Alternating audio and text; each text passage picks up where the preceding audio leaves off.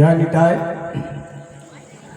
সেই শ্রী রাধারানীর পদরোজ তিনি মাথায় নিয়েছিলেন, সেই ধুলিতে স্নান করেছিলেন। আর সেই যে ব্রজ পদরোজ, সেই রজই হচ্ছে এখনকার গোপীচন্দন। আপনারা যে গোপীচন্দন মাথায় লাগান, সেই ধুলি ব্রজ ধুলি হচ্ছে গোপীচন্দন। সেই ব্রজ ধুলি আমি আবারও মাথায় নিলাম আপনাদের, আপনারা আশীর্বাদ করবেন। পদকর্তা বলেছেন এ সংসার হচ্ছে দুঃখালয়। শ্রীমদ্ ভগবত গীতাতে বলা হয়েছে, ভগবান শ্রীকৃষ্ণ অর্জুনকে উদ্দিষ্ট করে সমগ্র জগৎবাসীকে এটাই বলেছেন, সংসার হচ্ছে দুঃখালয়, সংসারে সুখ নাই, শান্তি নাই। এখন আপনারা বলবেন কেন শান্তি নাই? আমার বাড়িতে 4টে গাড়ি আছে, হাতির দাঁতের পালঙ্কে আমি শুয়ে থাকি, ছেলে মেয়ে বৌমা সবাই চাকরি করছে, সুখে খাচ্ছি, 8টায় উঠছি, রাত্রে ঘুমোচ্ছি 12টা 1টায়। কেন সুখ নাই? চারিদিকে সুখ তো পাচ্ছি আমি, সুখ সমৃদ্ধি। আপনি যেমন সুখ পাচ্ছেন একজন, আর একজন গরিব মানুষ সে ভগবানকে বলছে, ভগবান তোমার চোখ নাই। ভগবানকে বলছেন চোখ নাই। এখন আপনারাই বলুন, ভগবান সবারই হয়, ভগবান তো কারো একার নয়। ভগবান সবাইকে সমান চোখে দেখে, এটাই তো আমরা শুনে আসছি। তাহলে একজনকে এত ধন দৌলত গাড়ি বাড়ি সব কিছু দিল, আর একজনকে কিছুই দিল না, এই পার্থক্য কেন? এর মধ্যে কি তত্ত্ব আছে জানেন? ভগবান বলছেন আমি কারোর প্রতি পক্ষপাতিত্ব করি না। ওকে আমি বেশি ভালোবাসি আর তোমাকে আমি বেশি ভালোবাসি তা নয়। এরা আমাকে ধার দিয়েছে, আমি এদের কাছে ধারী হয়ে আছি। এরা গত কোটি কোটি জন্মে আমাকে দিয়েছে কিছু। কি দিয়েছে? প্রেম ভক্তি। আমি ওই প্রেম ভক্তির প্রচন্ড ভুখা, প্রেম ভক্তিরই ভিখারি আমি। তাই প্রেমে ভিক্ষা করি। আর এই যার আজকে 10টা গাড়ি আছে, যে এত বড় লোক, যে সুখে আছে, সে একদিন আমাকে এই প্রেমের ভিক্ষা দিয়েছে, তাই তো আমি তাকে দিয়েছি। বলে আমার কাছে যে যা জমা রাখে, আমি যার কাছে যা কিছু ধার করি, সেটাই তাকে আমি আবার রিটার্ন করে দিই, আমি তাকে পরিশোধ করি। কি গো আপনারা করেন না মায়েরা বাবারা? আমি ধরুন ওনার কাছ থেকে 5 লাখ টাকা ধার নিলাম, আপনার কাছ থেকে 2000 টাকা ধার নিলাম, ওনার কাছ থেকে 100 টাকা ধার নিলাম। তাহলে যার কাছে 5 লাখ টাকা ধার নিয়েছি, তাকে তো 100 টাকা দিলে হবে না আমার, তাকে তো 5 লাখ টাকায় শোধ দিতে হবে। যার কাছে 2000 টাকা নিয়েছি, তাকে 2000 টাকাই দিতে হবে। আর যার কাছে 100 টাকা নিয়েছি, তাকে 100 টাকাই দিতে হবে। তো এইগুলো আমি শোধ করি। তা আমাকে যে যেভাবে প্রেম দিয়েছে, ভক্তি দিয়েছে, আমি তাদেরকে পরিশোধ করিব। আমার কাছে সবাই সমান। একজন বিষ্ঠার যে ছোট্ট পোকা, বিষ্ঠার পোকা, যে পোকা মহাপাপ না করলে, মহাপাতক না হলে হয় না।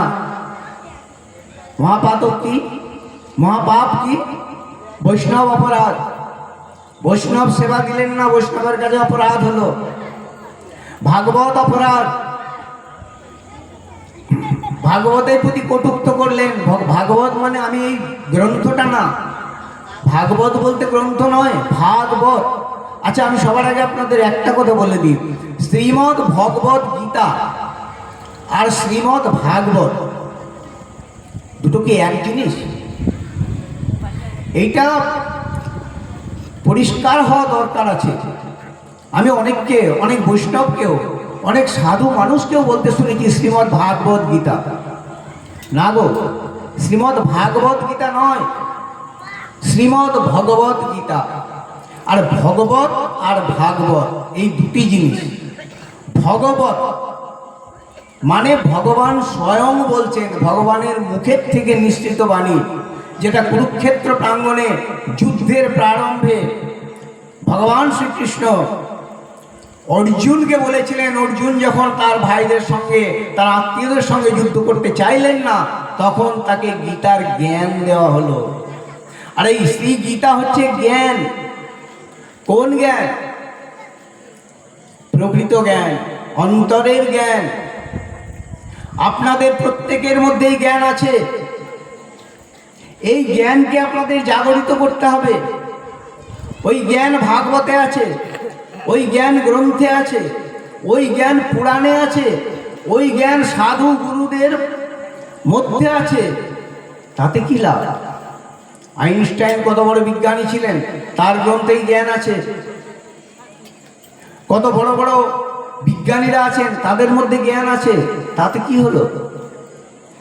যতক্ষণ পর্যন্ত আপনার মধ্যে জ্ঞান না আসবে, আপনার এই কুলকুণ্ডলিনী যতক্ষণ পর্যন্ত জাগৃত না হবে, যতক্ষণ পর্যন্ত ভগবানের সেবা আপনি নিজের মতো করে না করতে পারবেন, ততক্ষণ পর্যন্ত আপনার জ্ঞানের উদয় হয়নি। আর এই জ্ঞানের উদয় কিভাবে হবে?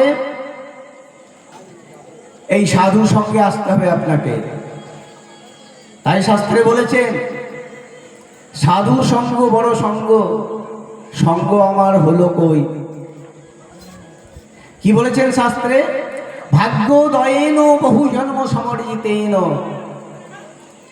ভাগ্যযুক্ত উদয়, ভাগ্যোদয়েন, ভাগ্যের উদয় হলে পরে বহু জন্ম সমর্জিতেন। বহু মানে অনেক অনেক কোটি কোটি জন্মের পুণ্যগুলো একত্রিত হয়ে হয়ে সমর্জিত হওয়া, অর্জিত হয়ে সৎসঙ্গমং চলাবতে পুরুষো যদা বৈ। এই মহাপুরুষের কথা শোনার জন্য, এই সৎসঙ্গে আসার জন্য, এই হরিনাম সংকীর্তন পাওয়ার জন্য বহু ভাগ্যের দরকার হয়। তাই চলুন, বেশি দেরি করব না। সেই পরম পুরুষ ত্রিভঙ্গ মুরারি অজর অমল প্রসিদ্ধ সুস্থ বংশীধারী বনমালী বিভূষিত সেই নারায়ণ রূপী ভগবান শ্রীকৃষ্ণকে, দ্বিভুজ ভগবান শ্রীকৃষ্ণকে, আর তার প্রেমময়ী ভাবময়ী আনন্দময়ী আহ্লাদিনী শক্তি সেই রাধারানীকে, যুগলকে আমরা সবাই মিলে, আপনি আমি সবাই মিলে আমরা তাকে আহ্বান করি।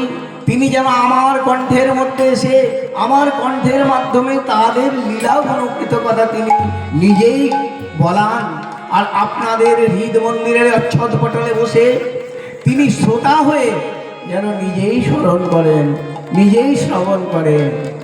আসুন সবাই মিলে হাত জোর করে একবার চোখ বন্ধ করে সেই ত্রিভঙ্গ মুরারিকে ডাকি। একবার হৃদয়ে মাঝে তারাও আসি, দিন দয়াময় হরি, দয়াল হরি হে।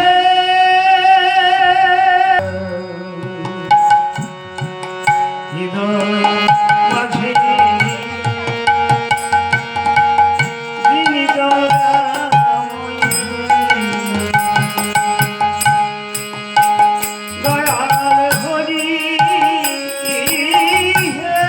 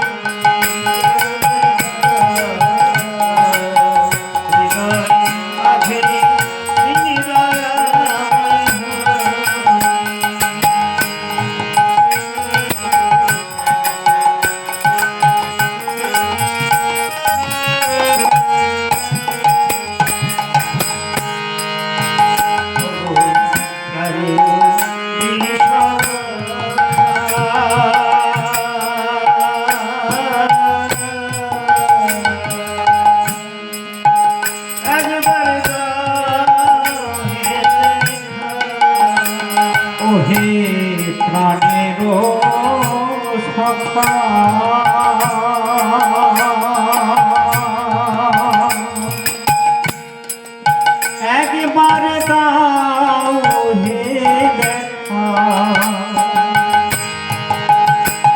আমার সকল দুঃখ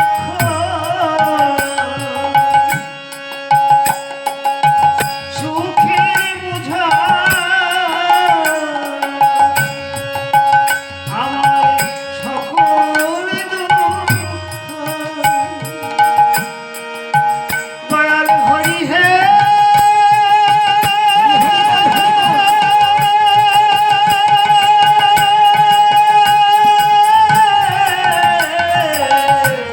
হরি বল। আমার সকল দুঃখ সুখের বোঝা আমি একেবারে গানাবাসী হৃদয়ের মাঝে দিন দয়াময় হরি একবারে গানাবাসী হৃদয়ের মাঝে আমার দিন দয়াময় হরি পারে হরি।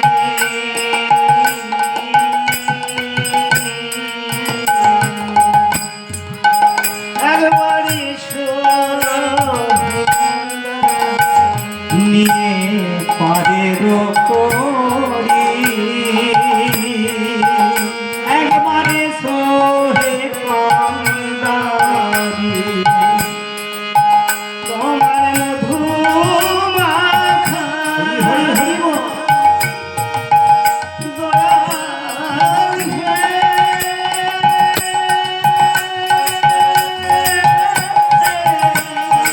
গিরিধার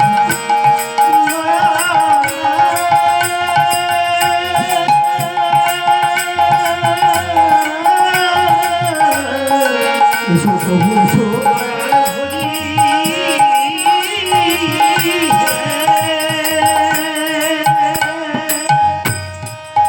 তোমার মধু মাখা নামের ধ্বনি ওই তোমার মধু মাখা নামের ধ্বনি ওই তো পারের করি একবারে দাঁড়াও হৃদয় মাঝে দিন দয়াময় হরি একবারে দাঁড়াও হৃদয় মাঝে আমার দিন দয়াময় হরি।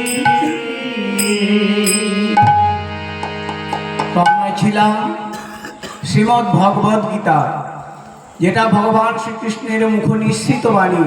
ভগবান যেখানে নিজে কথা বলেন, নিজে জ্ঞান দেন, সেই গীতার জ্ঞান হচ্ছে শ্রীমদ্ ভগবত গীতা। আর শ্রীমদ্ ভাগবত সম্পূর্ণ আলাদা জিনিস। শ্রীমদ্ ভাগবত এমন একটি গ্রন্থ, যে গ্রন্থের মধ্যে সমগ্র বেদের সারাংশ আছে, 17খানি পুরাণের সারাংশ আছে। রামায়ণের কথা শ্রীমদ্ ভাগবতে আছে, কিন্তু ভাগবতের কথা রামায়ণে পাবেন না। মহাভারতের কথা শ্রীমদ্ ভাগবতে আছে, কিন্তু শ্রীমদ্ ভাগবতের কথা মহাভারতে পাবেন না। বেদের কথা শ্রীমদ্ ভাগবতে আছে, কিন্তু ভাগবতের কথা বেদে পাবেন না। তাই এই শ্রীমদ্ ভাগবত হচ্ছে মহান গ্রন্থ। আর এই ভাগবত কি, যেমন শ্রীমদ্ ভগবত ভগবানের যে মুখনিসৃত বাণী নিজে বলছেন, তখন হচ্ছে ভগবত। আর ভাগবত হচ্ছে যখন দ্বিতীয় কোনো ব্যক্তি, দ্বিতীয় কোনো সাধু, দ্বিতীয় কোনো সজ্জন, দ্বিতীয় কোনো মহাপুরুষ ভগবানের লীলা সমূহকে আপনাদের সমক্ষে প্রস্থাপিত করছেন। আপনাদের মনের অচ্ছদ পটলে সেই রাধা কৃষ্ণের প্রেমময়ী লীলাকে যারা বসিয়ে দিচ্ছেন, বলছেন, শোনাচ্ছেন, সেটাই হচ্ছে শ্রীমদ্ ভাগবত। এই শ্রীমদ্ ভাগবত আসরে আপনারা এসেছেন। আমি বলছিলাম যে সংসারে সুখ নাই। গীতাতে বলেছে সুখ কেন নয় সংসারে, অনিত্যম অসুখম শ্রীমদ্ ভাগবত গীতায় বলা আছে, শ্রীমদ্ ভগবত গীতাতে ভগবান স্বয়ং ভগবান শ্রীকৃষ্ণকে বলছেন, এ সংসার সাগর অনিত্যম অসুখম। এখানে অসুখ, আচ্ছা অসুখ কেন? এটা হচ্ছে মৃত্যু লোক। জন্মিলে মরিতে হবে, অমরকে কোথা কবে, বলে জীব করোনা ক্রন্দন। লিখে গেছেন না কবিরা? জন্মিলে মরিতে হবে। এই লোকের মধ্যে, এই পৃথিবী লোকের মধ্যে, এই মৃত্যু লোকের মধ্যে যদি কেউ জন্মগ্রহণ করে, তাকেও একদিন মরতে হবে, যেতে হবে। স্বয়ং ভগবান রামচন্দ্র গেছেন, তিনি মানব রূপে লীলা করতে এসেছিলেন, তাকেও মরতে হয়েছিল। স্বয়ং ভগবান শ্রীকৃষ্ণ গেছেন, তিনিও মরেছেন, তিনিও মানব রূপে লীলা করতে এসেছিলেন। রাধারানী মানবী রূপে এসেছিলেন, মা লক্ষ্মী, তাকেও মরতে হয়েছে। শ্রী গৌরাঙ্গ মহাপ্রভুও দেহ ত্যাগ করেছেন, নিত্যানন্দ প্রভুও দেহ ত্যাগ করেছেন। তাই আমরা কোথায় আছি? কেন মরতে হয়? বলছে এটা দুঃখালয় কেন, এটা অসুখ কেন? শাস্ত্রে বলছে কাল ব্যাল মুখগ্রাস। কাল ব্যাল মুখগ্রাস, কাল মানে সময়, মৃত্যু, যমরাজ। কাল ব্যাল, ব্যাল মানে সাপ, আমরা বলি না কাল সাপ, সেই কালরূপী কাল সাপ হচ্ছে এই কলি। সে যেন আমাদের মুখের গ্রাসের মধ্যে নিয়ে রেখেছে। তাই সব সময় ভয় লাগে, কবে মরে যাব, কবে মরে যাব, কোনো ঠিক নাই। আবার যারা অতিবৃদ্ধ তারা বলেন যেতে পারলেও আছে। কেন বলেন তারও ব্যাখ্যা আছে। যারা মরতে চায় না তাদেরও ব্যাখ্যা আছে।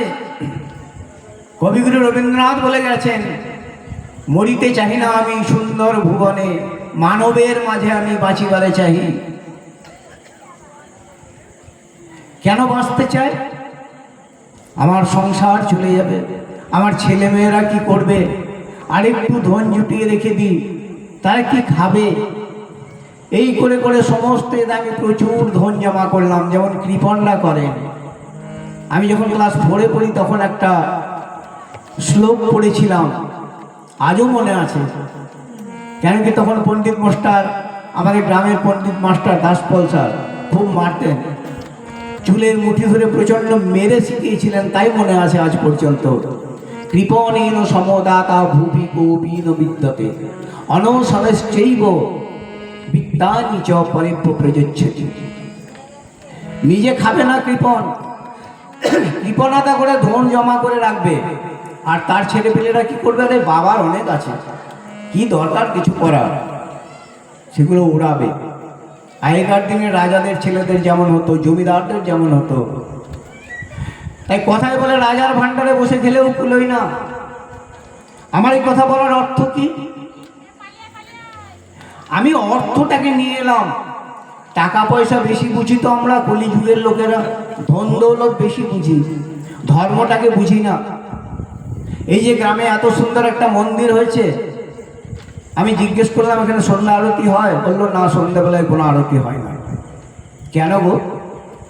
এত সুন্দর একটা মায়ের মন্দির, এত সুন্দর একটা প্রতিষ্ঠান, তোমরা মায়েরা, বৃদ্ধারা এখানে এসো, বসো, মায়ের কাছে হাততালি দিয়ে দুটো হরিনাম সংকীর্তন করো, হরিবোল হরিবোল। সনাতনী তোমরা সবাই, এই সনাতন ধর্মকে জাগৃত করো। আজ ভাগবতে আসরে এসেছো, যে ভাগবত হচ্ছে, সন্ধ্যেবেলা এসো না গো, কি করো তোমরা? আমাদের গ্রামে একটা গোপাল মন্দির আছে দত্তদের, প্রতিদিন সেখানে কম করে হবে না বলেও 3 থেকে 4 জন প্রতিদিন ভজন করে। আমার শ্বশুর বাড়িতে একটা দুর্গা মন্দির আমি প্রতিষ্ঠা করে এসেছি, আমিই করে এসেছি, ব্রাহ্মণের কাজ করেছিলাম আমি। সেখানে এত লোক আসে, প্রতিদিন সন্ধ্যাবেলা কম করে 50 থেকে 60 জন আসে, প্রসাদ বিতরণ হয়, হরিনাম সংকীর্তন হয়। কত ভালো লাগে বলো তো? তোমরা ঘরের মন্দিরে ঠাকুরকে পুজো করো, ঠাকুরকে কি হৃদয়ে বসাও?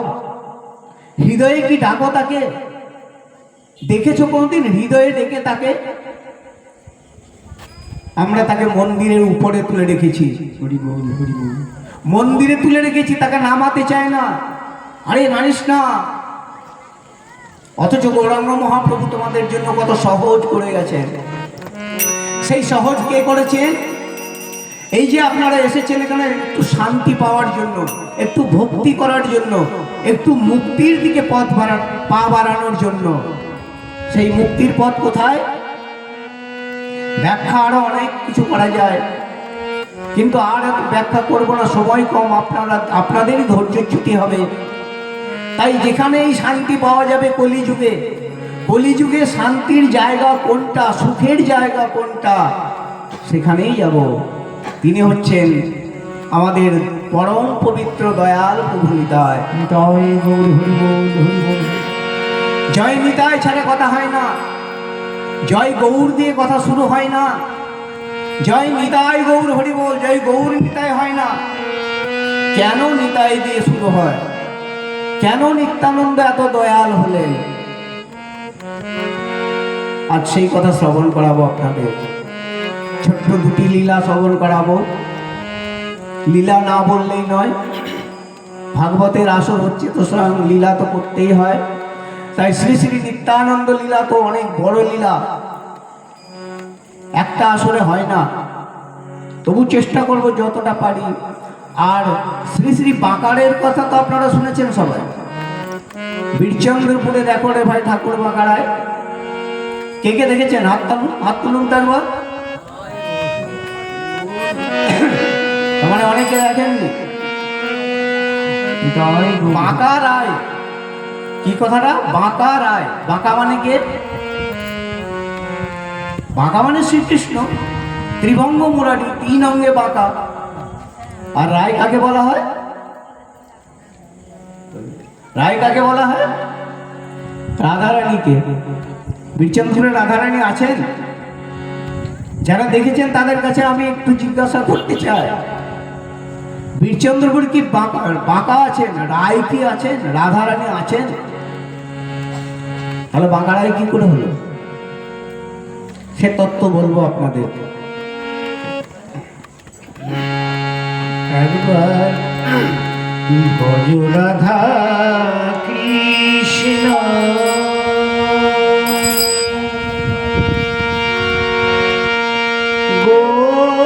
গোপাল কৃষ্ণ কৃষ্ণ কৃষ্ণ বলো মুখে কৃষ্ণ কৃষ্ণ বলো মুখে একবার ভজ রাধা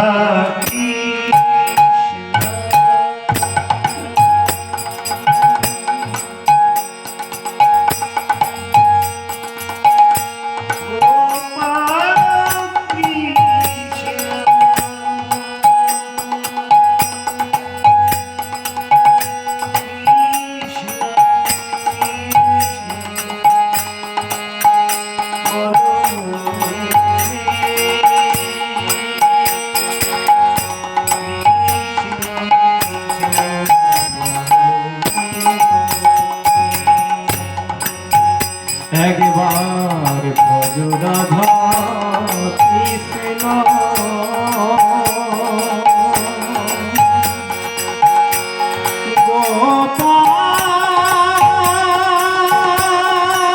গোপাল কৃষ্ণ কৃষ্ণ কৃষ্ণ বল মুখে কৃষ্ণ কৃষ্ণ বল মুখে আমি ভুলে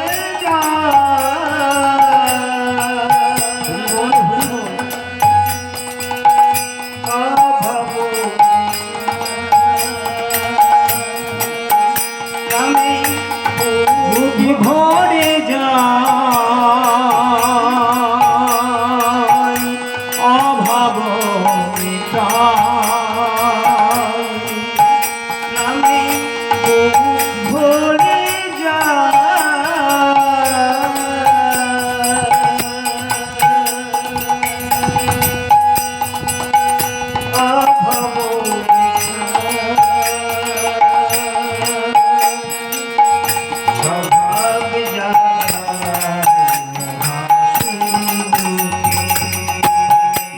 রাধা কৃষ্ণ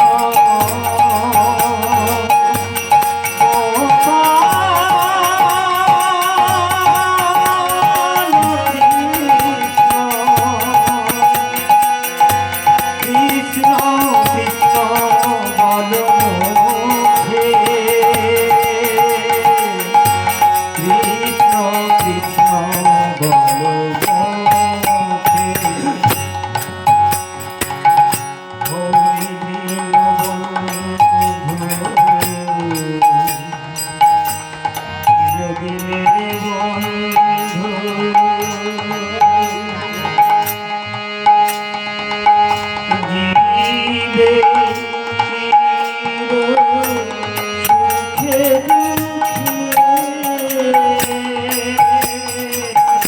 হরি দিন বন্ধু চিরদিন বন্ধু জীবের চির সুখে দুঃখে হরি দিন বন্ধু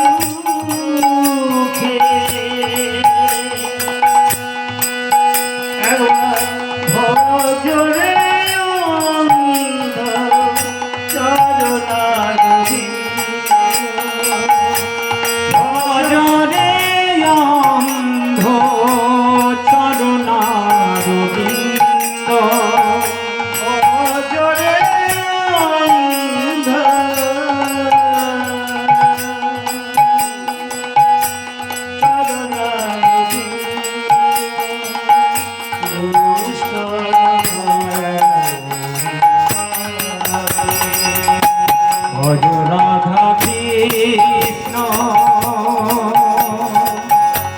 গোপাল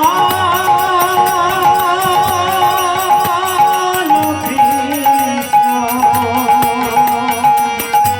কৃষ্ণ কৃষ্ণ বল মুখে কৃষ্ণ কৃষ্ণ বল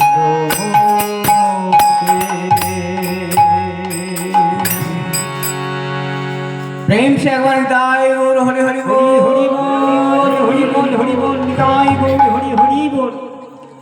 তো এই যে নিতায় দয়াল নিতায় প্রেমের নিতায় কে এই নিতায়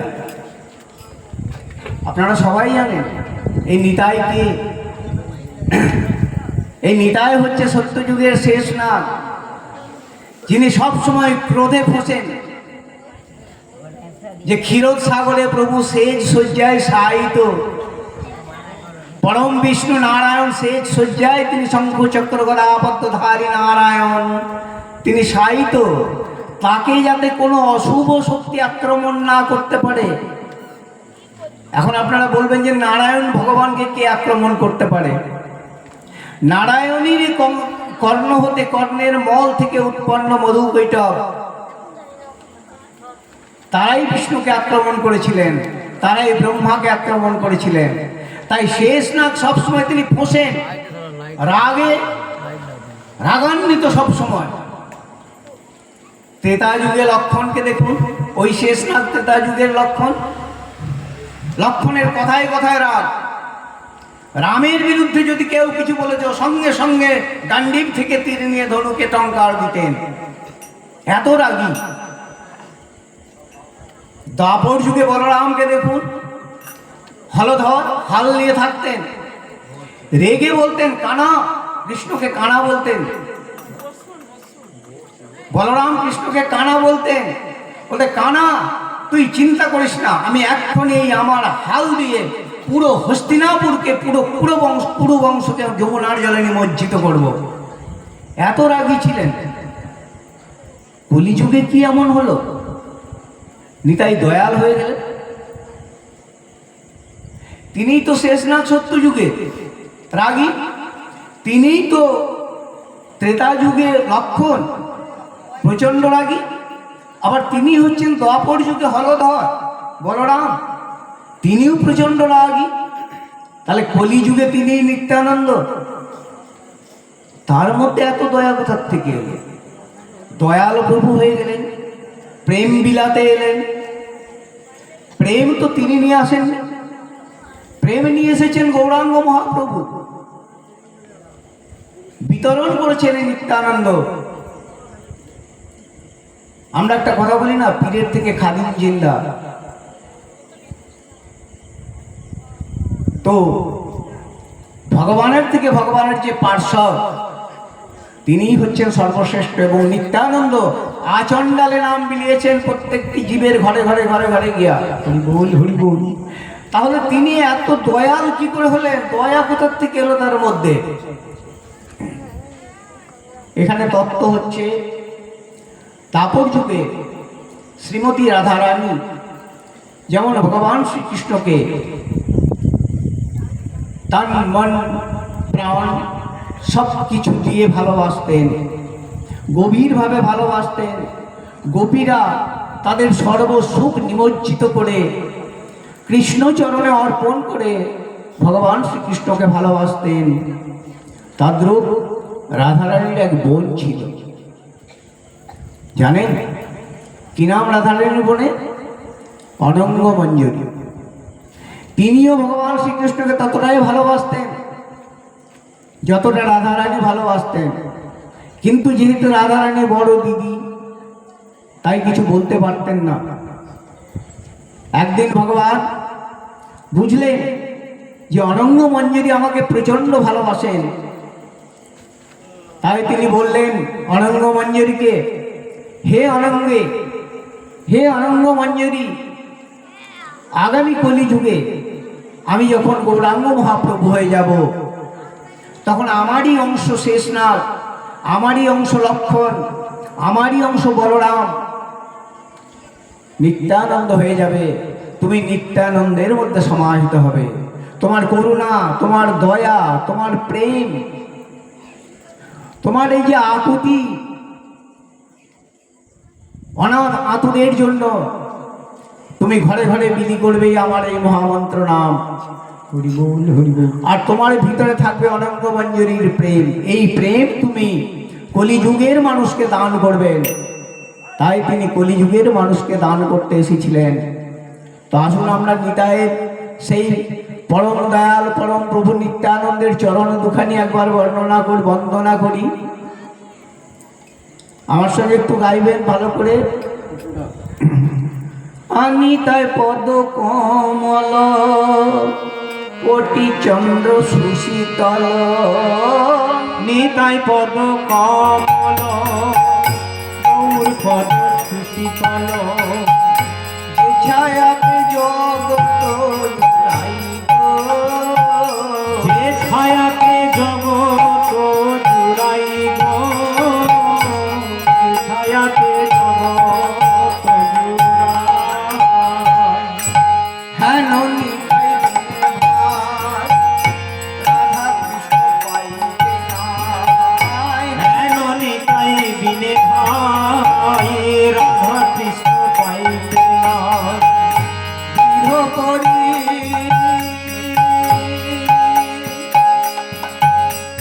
ধরণী আর দৃঢ় করি ধরণী তাইরে পাই।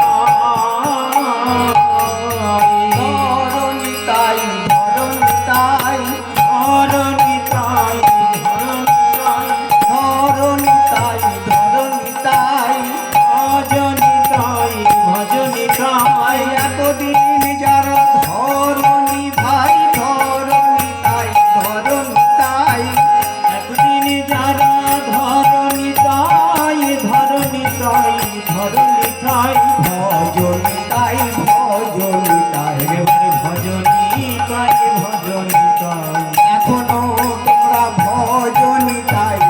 ভজনিতাই ভজনিতাই এখনো ভজনিতাই ভজনিতাই ভজনিতাই আরে তাই ভজলে গৌর পাবে ভজনিতাই ভজনিতাই তাই ভজলে গৌর পাবে ভজনিতাই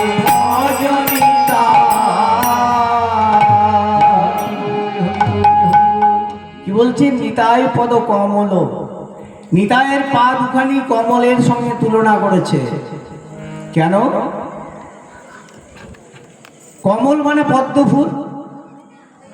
আর জলের মধ্যে যতই সরোবরে জল হোক, যতই পুকুরে জল হোক, পদ্ম ফুল কখনো জলের নিচে থাকে না। আপনি জল ভরতে যাবেন, জলে ডুবিয়ে দেবেন পুরো পুকুরকে, পদ্ম ফুল ফুটে থাকা পুকুরে, পরের দিন সকালে দেখবেন ঠিক জলের উপরে উঠে গেছে, ফুটে আছে। তাই পদ্ম ফুল যেমন, আর সেই পদ্ম ফুলের সুমিষ্ট মধুতে আকর্ষিত হয়ে কালো ভ্রমরা আসেন তার সুমিষ্ট মধু সংগ্রহ করতে, সেও ডোবে না, সে কমলের উপরেও ভেসে থাকে। তাই পদকর্তার বলার এই অর্থ, এই তত্ত্ব যে তোমরা যদি নিতায়ের পদকে আশ্রয় করো, তোমরা যদি নিতায়ের পদকে ধারণ করে থাকো, তোমরাও কখনো ডুববে না, তোমরাও হরিনামের এই আসনে এই জীব জগৎ থেকে উদ্ধার হয়ে যাবে। এই নামে গে কত পাপি তাপি উদ্ধারিল তারা, এই ভাবে আসি হরি নামের গুণেতে সকল জ্বালা চিরতরে হয় গো। বল রে হরি অহরহ শান্তি পাবি রে সারাটা জীবন, শান্তি পাবি রে সারাটা জীবন। এই নামে গে কত পাপি তাপি উদ্ধারিল তারা, এইভাবে আসি নামের গুণেতে সকল জ্বালা চিরতরে হয় গো। হরে হরে অহরহ শান্তি পাবি রে সারাটা জীবন, শান্তি পাবি রে সারাটা জীবন। যে নামেতে বহে নয়নের ধারা, বিপদেতে দেয় গো ধারা। এ নামেতে বহে নয়নের ধারা, বিপদেতে দেয় গো ধারা। নামের গুণেতে সকল জ্বালা চিরতরে হয় গো। বল রে হরি অহরহ শান্তি পাবি রে সারাটা জীবন, শান্তি পাবি রে সারাটা জীবন, শান্তি পাবি রে সারাটা জীবন। হরি বল হরি বল। এই নিতাই ঠাকুরের জন্ম হলো কোথায়? রাঢ় দেশের এক চক্রা গ্রাম। তখন এক চক্রা নাম ছিল না, বীরচন্দ্রপুর নাম ছিল না। কি নাম ছিল জানেন? এক চাকা গ্রাম। এক চাকা গ্রাম। আর এই নাম কেন হয়েছিল বীরচন্দ্রপুরে, বর্তমান বীরচন্দ্রপুরে? কুরুক্ষেত্রের যুদ্ধে ভগবান শ্রীকৃষ্ণ বলেছিলেন, আমি কোনো পক্ষে অস্ত্র ধরব না। আর মহাবীর ভীষ্মদেব, জানেন বিশ্ব পিতামহকে আপনারা, তিনি বলেছিলেন, প্রভু তোমাকে আমি অস্ত্র ধরিয়েই ছাড়ব। এই অহংকার আমার পূর্ণ করো, এই অহংকার যেন আমি তোমার প্রতি ফলাতে পারি। ভগবানকে বলছেন অহংকার করে বিষ্ণুদেব। এত বড় ভক্ত ছিলেন উনি। যেদিন অর্জুনের সঙ্গে যুদ্ধ হয়, ভগবান শ্রীকৃষ্ণ রথের সারথি, আর দুজনে ঘামাসান যুদ্ধ হচ্ছে। এ ওর বাণ কাটে, ওর বাণ কাটে, এই করতে করতে করতে ভীষ্মদেব দিব্য বাণে অর্জুনের রথের চূড়া কেটে দিলেন। অর্জুনের বক্ষে বিদ্ধ করার জন্য বাণ উনি সংযোগ করেছেন। সেই বাণ ইচ্ছা করে ঘুরিয়ে লাগিয়ে দিলেন সেই রথের ডান দিকের চাকাতে। রথ পড়ে গেল, চাকা খুলে আলাদা হয়ে গেল। আবার তিনি বাণ সংযোজন করলেন তীরের মধ্যে, ধনুকের মধ্যে। অর্জুনের প্রতি লক্ষ্য করে ভগবান শ্রীকৃষ্ণ দেখলেন এ তো অর্জুনকে মেরে ফেলবে। ভগবান লাফ দিয়ে সেই একটি চাকা তুলে নিয়ে ভীষ্মের প্রতি আক্রমণাত্মকভাবে উঠে দাঁড়ালেন। সঙ্গে সঙ্গে ভীষ্মদেব তার ধনুক, তীর সমস্ত কিছু নিচে রেখে হাত জোর করে বললেন, প্রভু এটাই তো আমি চেয়েছিলাম। তুমি যে ভক্তের মান রেখেছ, তুমি যে আমার গর্বকে খর্ব করনি, এটাই তো আমার পাওয়া। তিনি নয়নের জলে ভেসে গেলেন। ভগবান মুচকি হাসলেন, আর ওই চাকাটিকে বাঁ হাতে পিছন দিকে ছুড়ে দিলেন। সেই চাকা এসে পড়েছিল এই বীরচন্দ্রপুরে, যেটাকে আপনারা হাঁটুগাড়া বলেন, যেখানে আজ পুরো পুকুরটা জলে ভরে আছে, কেবল মাথার চূড়া, তিনটে ত্রিশূলের চূড়া দেখা যায়। আমি ভাগ্যবান, ওটা আমার মামার বাড়ি। ছোটবেলায় ওখানে মানুষ। আর যেদিন ওই মন্দিরের ওই জায়গাটা খনন হচ্ছিল তখন জল ছিল না, আমি সেটা দেখেছি। সেখান থেকে একটি রথের চাকা, একটি ত্রিশূল, একটি বাণ পাওয়া গেছিল। সেগুলো এখন প্রত্নতাত্ত্বিক বিভাগে আছে। তা আমি এতই ভাগ্যবান, সেগুলো দর্শন করেছি। সেই একটা চাকা পড়েছিল বলে ওই জায়গার নাম হয়েছিল এক চাকা গ্রাম। পরবর্তীকালে পরিবর্তনের যুগ, আস্তে আস্তে পরিবর্তন হতে হতে, বিবর্তন হতে হতে, বিকট হতে হতে কি হলো, এক চক্রগ্রাম হয়ে গেল। এক চক্রগ্রাম থেকে এক চক্রা হয়ে গেল। আর পরবর্তীকালে নিত্যানন্দের বড় ছেলে বীরভদ্র বলুন বা বীরচন্দ্র বলুন, কেউ বীরভদ্র বলেন, কেউ বীরচন্দ্র বলেন, তারা খড়দহে থাকতেন। নিত্যানন্দ প্রভু বিয়ের পরে খড়দহে থাকতেন। তার এক ছেলে আর এক মেয়ে, বীরভদ্র বা বীরচন্দ্র আর গঙ্গা দেবী।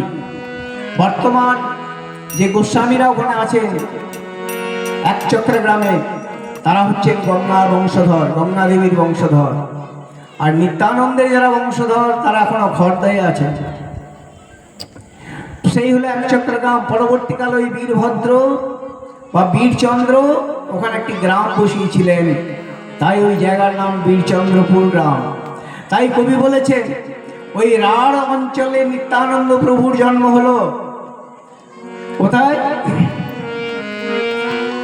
কি বারে দেশ নামে একই চক্রা গ্রাম, আরে দেশ নাম এক চক্রগ্রাম, আরে দেশ নামে একই চক্রা গ্রাম, আরে দেশ নাম এক চক্রগ্রাম।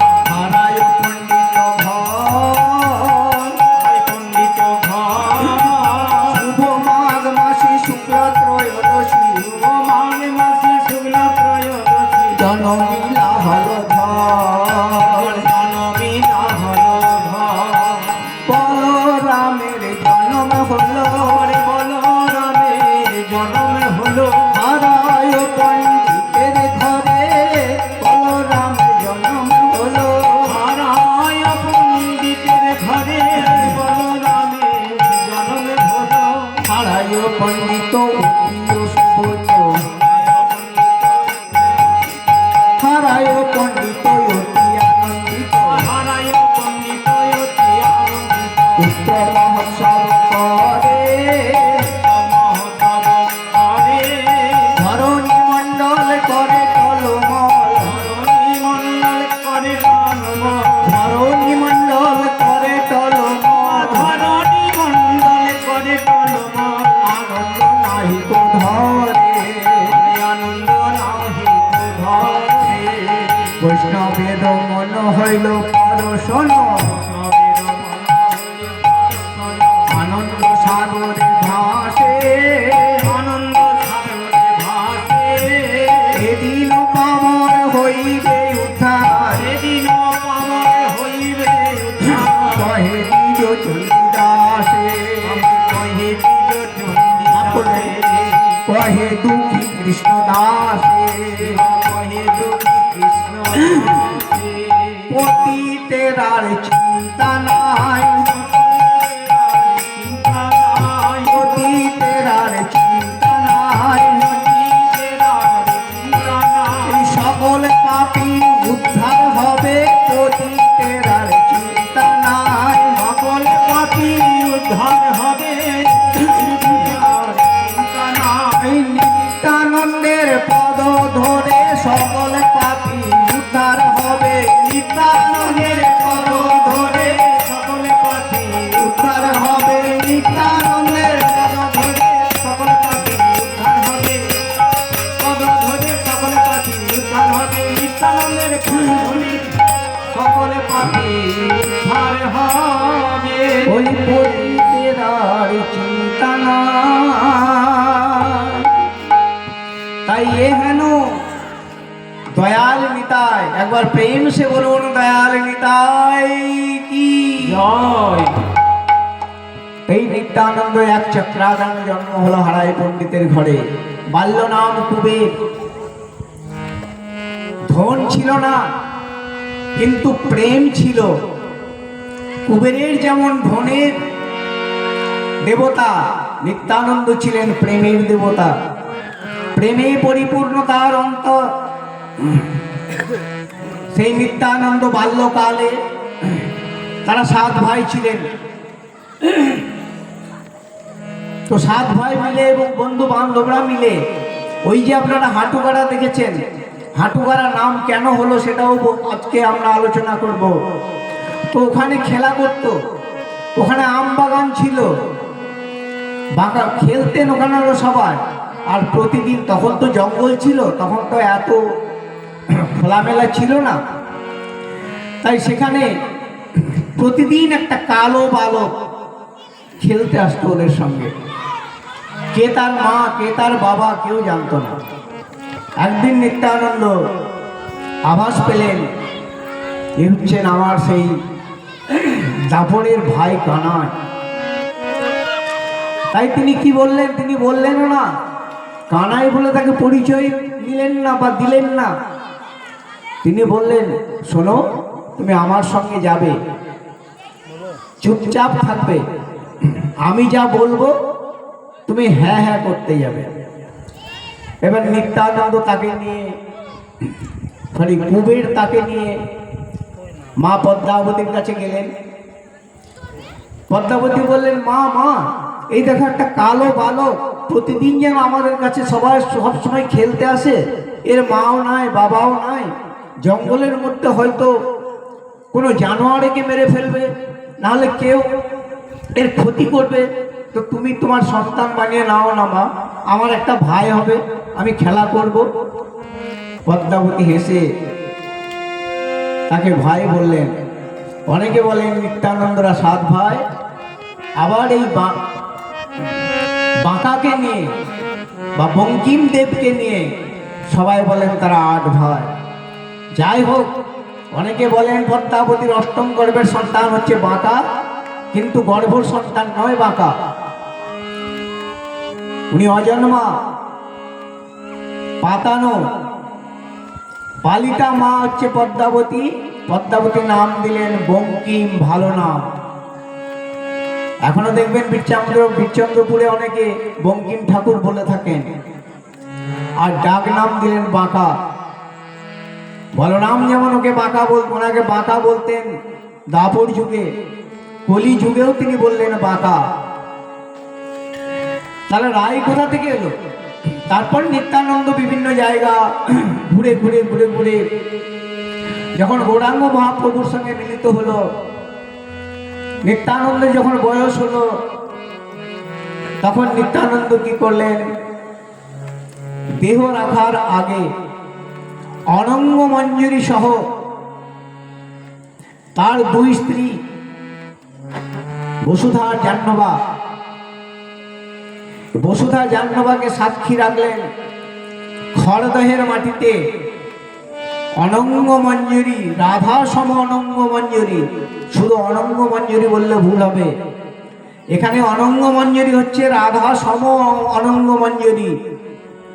সেই অনঙ্গ মঞ্জুরিকে সঙ্গে নিয়ে ওই বাঁকার শরীরের মধ্যে উনি অন্তর্নিহিত হলেন। তাই রায় অর্থে ওখানে অনঙ্গ মঞ্জুরিকে বলা হয় রাধার সম বাঁকা রায়। আর প্রতিদিন বাঁকারায় অঙ্গনে যারা দেখেছেন, ওই বাঁকারায় অঙ্গন ছোটবেলায় আমি দেখেছি ভাঙা ফুটো ছিল, আরো উঁচু ছিল, বর্তমানে তো রিনোভেশন করা হয়েছে। ওই বাঁকারায় অঙ্গনের যেখানে নাট মন্দির বানানো আছে, প্রতিদিন রাত্রি 12টার পরে ওখানে বৃন্দাবন থেকে স্বয়ং রাধারানী আসেন এবং তারা ঝুলন যাত্রা করেন, রাস লীলা করেন ওই নাট মন্দিরের মধ্যে। অনেকে দেখেছেন, অনেক গোস্বামী দেখেছেন, যাদেরকে এগুলো সব আমার দাদুর মুখে শোনা কথা, কোনো গ্রন্থে নিহিত নাই। নিত্যানন্দের আদেশ ছিল নিত্যানন্দ অপ্রকট গুপ্ত লীলা, তাই কোনো বইপত্র প্রকাশ হয়নি। মাঝখানে কোনো একজন গোস্বামী একটি বই লিখেছিলেন, জীবশরণ গোস্বামী ছিলেন তখন নিতাই বাড়িতে সিদ্ধ পুরুষ। তিনি মানা করেছিলেন না, নিতাইয়ের কোনো কথা লেখা হবে না, যতটুকু মুখে মুখে শোনা যাবে শ্রুতিতে ততটুকুই করা যাবে। তো নিতাইয়ের কথা আমরা আরো অনেক বলতে পারি। হ্যাঁ, তো বাঁকারায় কি করে হলো, তারপর খেলা করতে লাগলো। এইভাবে খেলতে খেলতে খেলতে খেলতে একদিন হলো কি, এখন দেখুন দাপর যুগে যশোদানন্দন কৃষ্ণ মাখন চুরি করে করে খেতেন। তো চুরি করা উপাসটা তো ছেড়েছে, কিন্তু খাওয়া উপাসটা ছাড়েনি। কোথায় পাবো, কি খাবো না খাবো, সবসময় খিদে লেগেই থাকে। তো একদিন মা পদ্মাবতীকে বলছে, মা আমায় খেতে দাও, খুব খিদে লেগেছে। মা পদ্মাবতী মুড়ি ভাজছিলেন, তখনকার দিনে খোলাতে মুড়ি ভাজা হতো, আপনারা সবাই জানেন, এখন আর হয় না, এখন তো মেশিনে হয়। তো খোলাতে মুড়ি ভাজছিলেন, তো বকে উঠলেন বাঁকাকে, বাঁকা তোর লজ্জা লাগে না, মাঠে 4-5টা মুনিশ কাজ করছে, তারা ধানে নিড়ানি দিচ্ছে, আর তুই খাবো খাবো করে চলে নি, তাদেরকে খাবার দিতে হবে না? তখন বাঁকা বললেন, মা গো তুমি বলো কোথায় খাবার আছে, আমি নিয়ে যাব। তো বললো ওই ঘরটাতে খাবার রাখা আছে, মুড়ি আছে নিয়ে যা, গুড় আছে নিয়ে যা, গিয়ে ওদেরকে খাওয়ার, তুইও খাও ওখানে গিয়ে। এবার মায়ের মন তো, আপনারা মায়েরা বলেন না, আপনাদের ছেলেকে বলেন না এখন জ্বালাস না, ওই দেখ ওইখানটায় আছে নিয়ে নে, ওখানে একটা চকলেট আছে নিয়ে নে। এবার সেই চকলেট নিতে গেল, আপনি ভাবলেন ওখান থেকে হয়তো আমার ওই চীনা মাটির কাপটা রাখা আছে, ও হয়তো ভেঙে ফেলে দেবে, আপনি সঙ্গে সঙ্গে উঠে গেলেন, গিয়ে দেখতে গেলেন। করেন না এরকম? পদ্মাবতীও সেরকম করলেন। বলে বাঁকারাই তো ছোট ছেলে, তো যাই দেখি কি করছে। তখন দেখছেন ওই বাঁকা 2 হাত দিয়ে নিজের জামা কাপড় পরিবর্তন করছে, 4 হাত বার করেছে, 2 হাত দিয়ে নিজের জামা কাপড় পরিধান করছেন, আর 2 হাত দিয়ে উনি মুড়ি এক হাতে মুড়ি এক হাতে গুড় এইভাবে নিচ্ছেন। চতুর্হস্ত দেখে মা পদ্মাবতী চরণে পতিত হলেন, বলেন কে তুই বল, তুই তো সাধারণ কেউ নয়, তুই দিব্য আত্মা কিছু। নাছর বান্দা যখন পদ্মাবতী তখন বিশ্বরূপ দর্শন করালেন। ভগবান যেমন দুর্যোধনকে বিশ্বরূপ দর্শন করিয়েছিলেন, অর্জুনকে বিশ্বরূপ দর্শন করিয়েছিলেন, তদ্রূপ এই কলিকালে মাতা পদ্মাবতীকেও তিনি বিশ্বরূপ দর্শন করিয়েছিলেন। সেই বিশ্বরূপ মন্দির এখন আছে। আপনারা যদি পাণ্ডব তলার দিকে যান, যেখানে পঞ্চ পাণ্ডব বনবাসে যাওয়ার সময় মাতা কুন্তি সহ ওখানে অজ্ঞাত রূপে ছিলেন, গুপ্ত রূপে ছিলেন, বাস করছিলেন। এবং ওখান থেকেই ভীম এই কোটাসুরের বকাসুরকে বধ করেছিলেন, যেটা এখন মদনতলা। সেইখানেই তারা বনবাসে থাকতেন। ঠিক ওই পাণ্ডবতলা যাওয়ার পথে একটু আগে গিয়ে ডান দিকে একটু আগে গেলে বিশ্বরূপ মন্দির আপনারা দেখতে পাবেন, যেখানে মা পদ্মাবতীকে বিশ্বরূপ দর্শন করিয়েছিলেন। এটা হলো। তারপর মুড়ি টুড়ি নিয়ে সেই বাঁকা চলে গেল কোথায়? ওই হাঁটুপাড়ার ওখানে, যেখানে মুনিশরা কাজ করছে, তাদেরকে খাবার দেবে। তো খাবার দিতে যাবে, মুনিশরা রেগে বোম। 12টা বেজে গেল, ঠাকুর তুমি এখন খাবার নিয়ে আসছো? তখনকার দিনে ঠাকুর ঠাকুর বলতো, ব্রাহ্মণদের সবাই ঠাকুর ঠাকুর বলতো, এখনো বলে অনেকে। ঠাকুর মশাইও বলে, ঠাকুরও বলে, এই ঠাকুরের ছেলে রে, বিজয় ঠাকুরের ছেলে, এরকম বলে। ওই ঠাকুর তুমি এতক্ষণে খাবার নিয়ে এলে, আমাদের বলো কখন খাবো আর কখন কাজ হবে। ও বলে এক কাজ করো, তোমরা গিয়ে খাবার খাও, মানে ওই আম গাছ আছে, আম গাছ তলায় বসে বসে তোমরা খাবার খাও, আমি তোমাদের জমি পুরো নিড়িয়ে দিচ্ছি। যে তুমি জমি নিড়াবে? বলে দেখো না, তোমাদের মুড়ি খেতে খেতে হয়ে যাবে। ওই সময় বাঁকড়ায় 10 হাত বার করেছিলেন, আর 10 হাতে 10টি জমি নিড়ান দিচ্ছিলেন। সমস্ত নিড়ানগুলোকে বলা হয় নুড়ি, তখনকার দিনে বলা হতো নুড়ি। নোংরা থেকে নুড়ি। নুড়ি মানে পাথরও হয়, আর নুড়ি মানে নোংরা হয়। ধানে নিড়ে দিলে যে আগাছাগুলো বেরোয় না, আপনারা সবাই জানেন, সবাই চাষি। ধান যখন বড় বড় হয়, নিড়ান দিতে হয়, তারপরে ইউরিয়া দেয়, ফসল ভালো হয়। তো 10খানা জমি 10 হাতে উনি নিড়ান দিচ্ছেন। মুনিশরা দেখে হতবাক, তারাও সবাই পায়ে পড়েছে, বলো তুমি কে? তুমি তো সাধারণ কেউ নয়। তখন সেই বাঁকা হেসে বললেন, তোমরাও দেখে ফেললে? আমি যে গুপ্তভাবে লীলা করছিলাম এখানে, আমার আরো লীলা ছিল, যার জন্য তোমরা সবাই দেখে ফেললে। তাহলে আমার আর এই লীলা গুপ্ত থাকলো না, প্রকাশ হয়ে গেল। তো আমি এখনই অন্তর্ধান হব। তাই তিনি ওই যে হাঁটু গেড়ে ওই নুড়িগুলো পুঁতেছিলেন, আর নিজেও অন্তর্ধান হয়েছিলেন। তাই অনেকে ওটাকে হাঁটু গাড়া বলে, আবার অনেকে নুড়ি পোতাও বলে। দুটো নামই আছে প্রসিদ্ধ। আর ওই নুড়ি পোতায় যে মন্দির আপনারা দেখছেন, ওই মন্দির কতটা নিচে অবধি আছে আজ পর্যন্ত কেউ বলতে পারেনি। এরকমই শুনেছি ওখানকার। আমি তো ছোটবেলায় ছিলাম, তারপরে তো আমি বাইরে। তো এখন গিয়ে সেই বৃদ্ধ বৃদ্ধাদের আর পায় না, যাদের মুখ থেকে এই সমস্ত শ্রী কথাগুলো শোনা। আমার দাদু ছিলেন কবিয়াল, অনেক জ্ঞান রাখতেন, তার কাছ থেকে শোনা। আমার এক দিদিমা ছিলেন, মায়ের পিসিমা, প্রচণ্ড জ্ঞানী, 7 ফুট লম্বা, আর জ্ঞানী মহিলা ছিলেন উনি, ওনার কাছ থেকে। আর এখন বর্তমানে গোস্বামীদের কিছু বৃদ্ধ লোক ছিলেন। এখন বর্তমানে বীরচন্দ্রপুরে এমন কোনো বৃদ্ধ লোক নাই যারা এগুলো জানে বা জানার চেষ্টা করে না। এখন তো আজকের সমাজই এরকম হয়ে গেছে, যুবক যুবতীরা এ সমস্ত কথা জানেই না। সেদিন টিভিতে দেখছিলাম, একজন জিজ্ঞেস করছে, পত্রকাররা হয় না, একটা যুবতীকে জিজ্ঞেস করছে, ম্যাডাম রামেরা গয় ভয় এটা করে না আজকালকার ছেলেমেয়েরা, একটা বিকৃতি ধরনের দেহ আকার, জানি না। আরেকজনকে জিজ্ঞেস করলে, আচ্ছা রামের বাবার নাম কি? হবে কিছু, চলে গেল। আরেকজনকে জিজ্ঞেস করলো যে আচ্ছা তুমি জানো রাম কেন বনবাসে গেছিলেন? জানি না, ওসব পড়িনি। তোরা জানবে কি করে? অথচ আমরা জানলাম কি করে?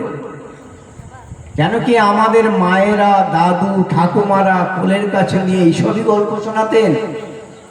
রাজা হরিশ্চন্দ্রের গল্প হতো, বিল্লমঙ্গলের গল্প হতো, এইসব গল্প ছিল। আর বর্তমানে গল্প, আজকালকার মায়েরা তো এরকম, কেউ কিছু মনে করবেন না, নমস্কার করি দূর থেকে। টিভিতে সিরিয়াল, স্টার জলসা, জি বাংলা, একদিন মিস গেলে হবে না। আজ ভাগবত হচ্ছে, ঠিক আছে গো ভাগবত শুনতে এসো, হ্যাঁ আসবো। কিরে যাবি না? আরে আজকে তো স্টার জলসাতে মহা এপিসোড আছে, ওটা মিস করা যাবে না। তো তারা ছেলেকেই বা কি শেখাবে, নিজেই বা কি শিখবে? তাই আমাদের সনাতন ধর্মের এই অধঃপতন, আমি অনুরোধ করব, এই সনাতন ধর্ম অতি প্রসিদ্ধ জিনিস, এটাকে বিকৃত হতে দেবেন না। আপনি বাড়ির মন্দিরে করুন, সংসারে থেকেও করা যায়, সন্ন্যাস হবার নেওয়ার কোনো প্রয়োজন নাই। সংসারে থেকেও ভক্তি করা যায়, গৃহী হয়েও ভক্তি করা যায়। গৌরাঙ্গ মহাপ্রভু স্বয়ং বলে গেছেন, সময় পাচ্ছ না, তোমার কোনো নিষ্ঠতা লাগবে না, কোনো পবিত্রতা লাগবে না, ফুল লাগবে না, তুলসী লাগবে না, গঙ্গা জল লাগবে না, শুধু মনটাকে পবিত্র করো, করে দুটি হাত উপরে তুলে বলো হরে কৃষ্ণ কৃষ্ণ কৃষ্ণ হরে হরে হরে, হরে রাম রাম রাম হরে হরে।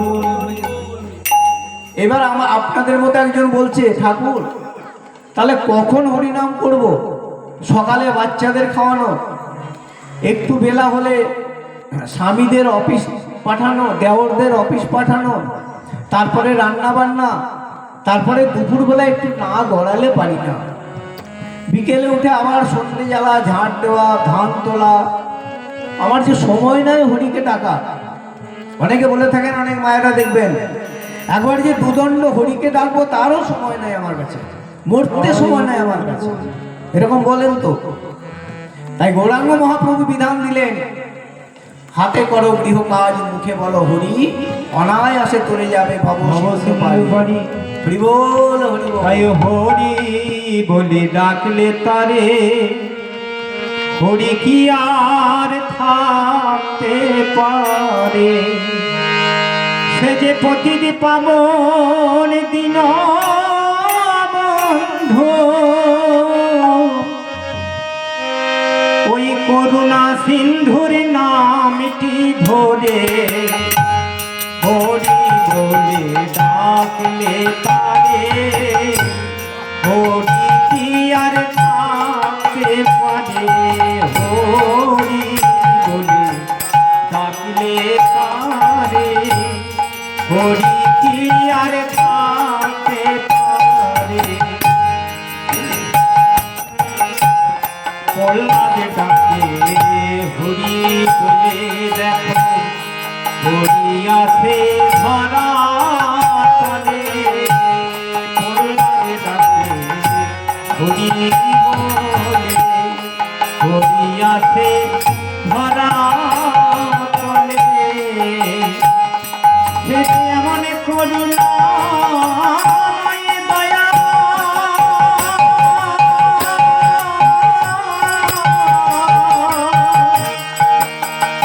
দয়াল হরি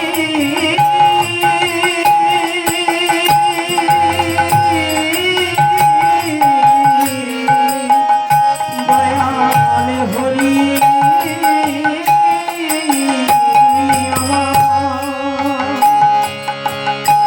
প্রহ্লাদ ডাকে হরি বলে, হরি আছে ধরা তলে। হিরণ্যকে বধ করিলে, হিরণ্যকে বধ করিলে, নরসিংহ রূপটি ধরে, হরি বলে ডাকলে তারে, হরি কি আর থাকতে পারে? হরি বলে ডাকলে তারে,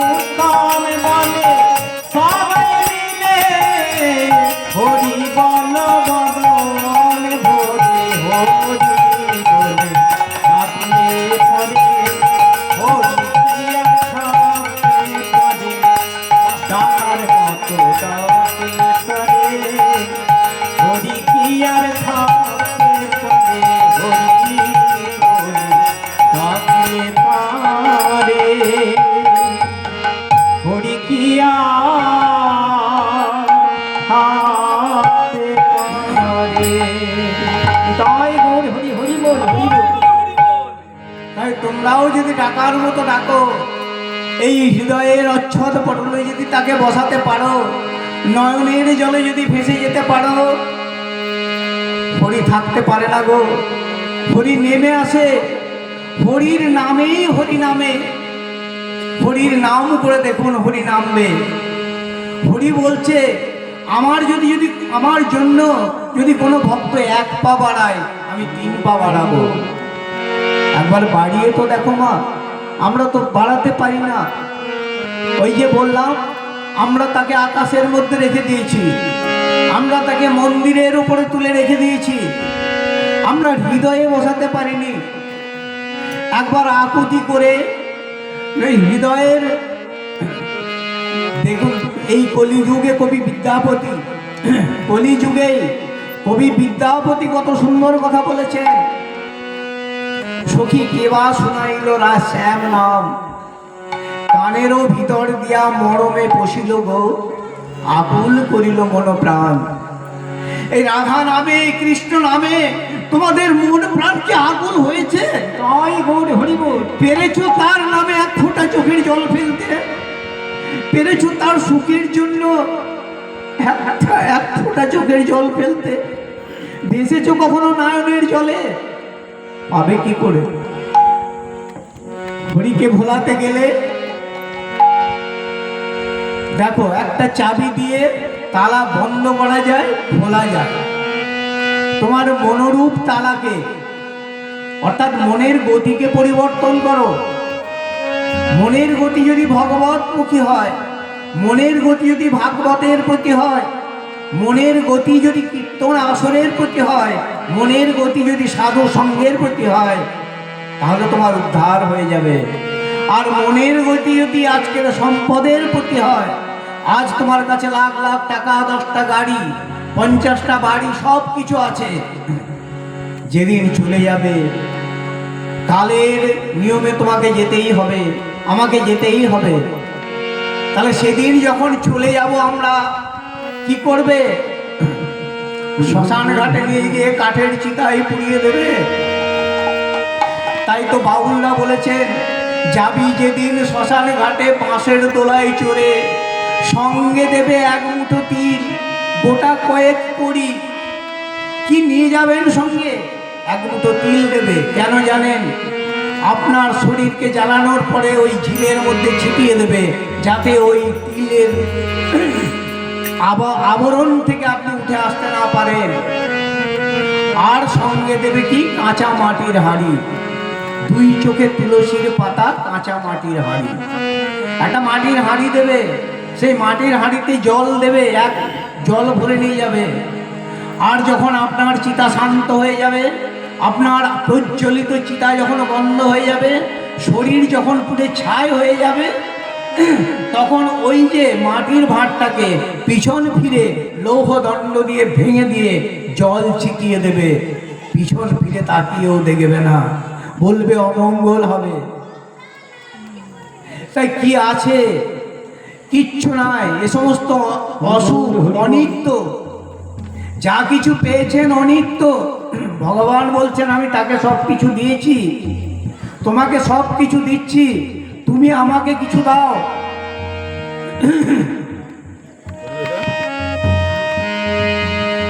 তাই শ্মশান ঘাটের দিনটা একটু মনে মনে করুন, কিছুই থাকবে না, যেতেই হবে।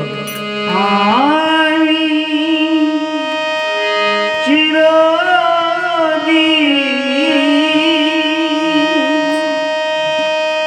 রমনা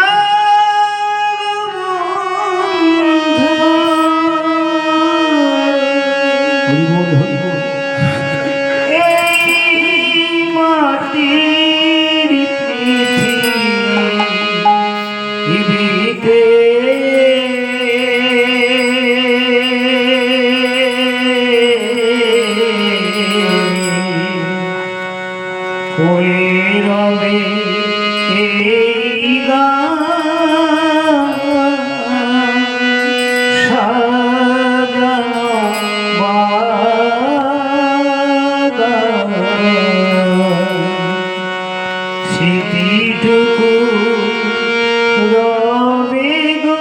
আমি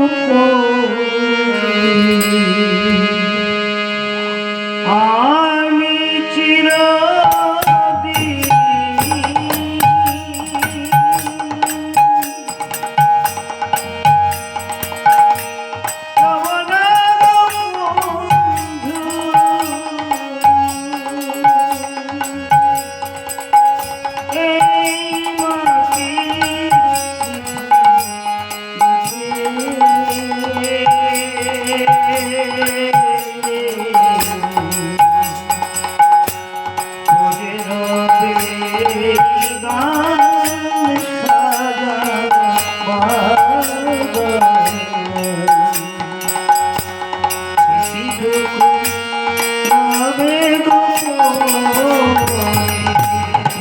আমি চিরদিন রব না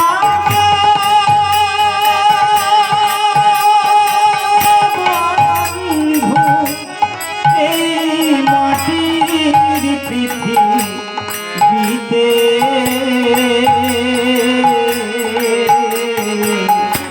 পড়ে রবে এই গান সাজানো বাগান, স্মৃতিটুকু রবে গোপরে।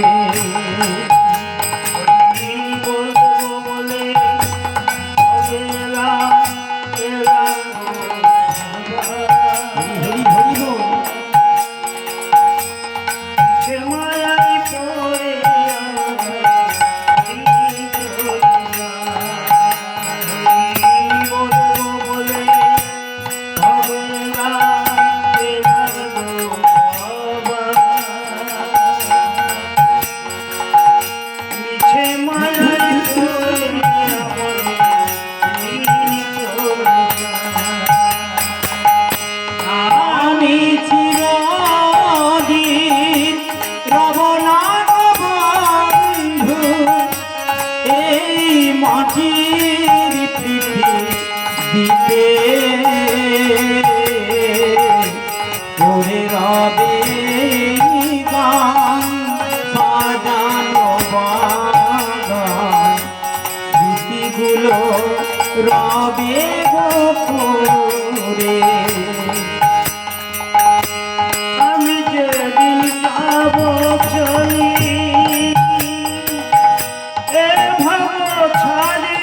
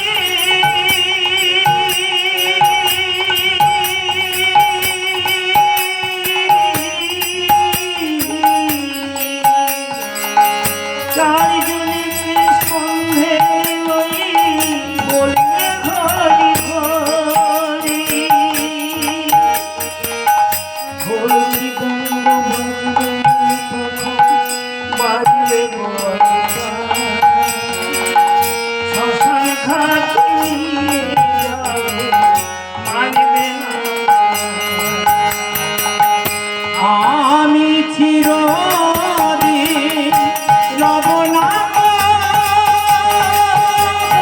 বন্ধু, এই মাটির পৃথিবীতে পড়ে রবে গান সাজানো বাগান, স্মৃতিগুলো রবে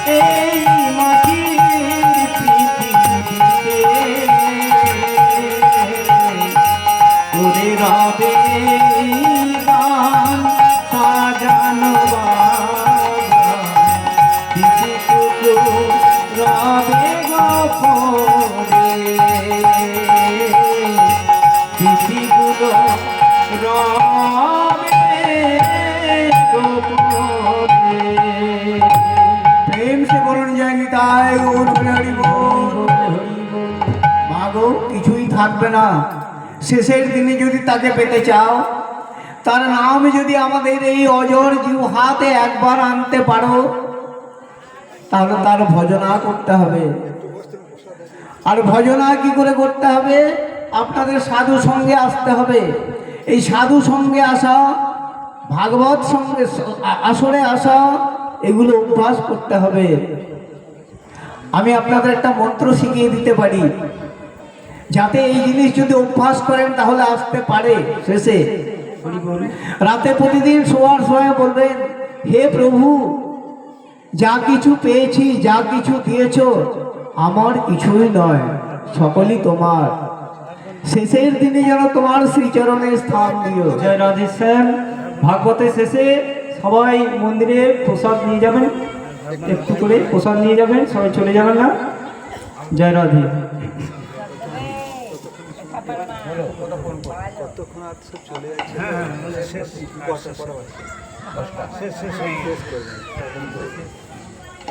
জানিতাই জয় রাধেশ্যাম। শ্রোতাদের ধৈর্যচ্যুতি হচ্ছে, চলে যাবেন না, প্রসাদ নিয়ে যাবেন। আপনারা কেউ চলে যাবেন না। আমরা 5 মিনিটের মধ্যে শ্রীমদ্ ভাগবতকে বিশ্রাম দেব। জয় রাধে। তো যাওয়ার আগে আপনারা সবাই শ্রীমদ্ ভাগবত ভগবানের প্রসাদ নিয়ে যাবেন, মাথায় ভাগবত নেবেন, ভাগবতের আশীর্বাদ, শ্রীমদ্ ভাগবত ভগবানের আশীর্বাদ নিয়ে যাবেন।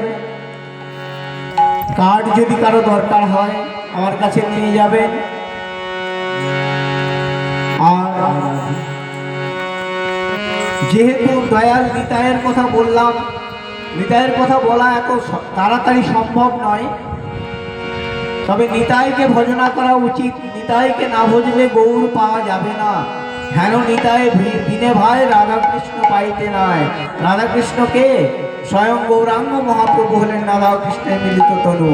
তাই নিতাইকে না ভজলে রাধাকৃষ্ণ রূপী গৌরাঙ্গকে পাওয়া যাবে না। তাই আমরা একটু নিতাইয়ের জয়ধ্বনি দেবো, তারপর মহামন্ত্র নাম হবে, তারপর ভাগবত মাথায় নেবেন, তারপর প্রসাদ নিয়ে যাবেন। তো আপনারা সবাই আমার সঙ্গে একটু বলুন, সবাই বলবেন, যে জন গৌরাঙ্গ ভজিতে চায়, সে শরণ লৌ আমার নিতাই চাঁদের, রাতুল দুখানি পার, আমার নিতাই যে জন ভজে, নিতাই যে জনে ভজে, সংসার সাগরের শিরে পাদ ধরি, সংসার সাগরে শ্রীপদ ধরি, সংসার তাপের শিরে পাদ ধরি, সংসার তাপের শিরে পদ ধরি, অমিয় সাগরে মজে, আমার নিতাই যে জন ভজে, আমার নিতাই যে জন ভজে, আমার নিতাই যে জন ভজে, আমার নিতাই হারি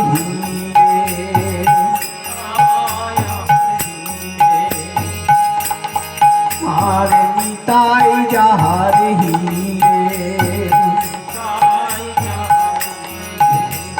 ব্রহ্মার দুর্লভ প্রেম সুধানিধি, আমার দুর্লভ প্রেম সুধানিধি, ব্রহ্মার দুর্লভ প্রেম সুধানিধি, আমার দুর্লভ প্রেম সুধানিধি, সে যে মানস ভরিয়া পিয়ে, আমার নিতাই যাহারে আমার নিতাই যাহার হিয়ে, আমার নিতাই যাহার হিয়ে, যে জন নিতাই বলিয়া কাঁদে, নিতাই বলিয়া কাঁদে, নিতাই বলিয়া কাঁদে, নিতাই বলিয়া কাঁদে, জ্ঞান দাস কয় গৌর পদ সে, জ্ঞান দাস কয় গৌর পদ সে, হিয়ার মাঝারে বাঁধে, আজ বিদায় বলিয়া কাঁদে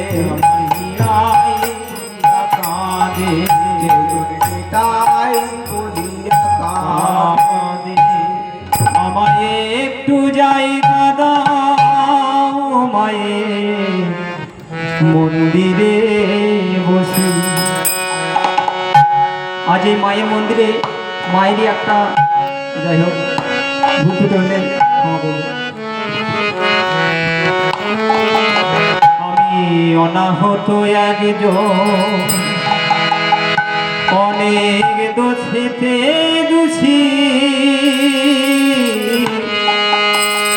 আমায় একটু জায়গা দাও মায়ের মন্দিরে বসি, মায়ের মন্দিরে বসি।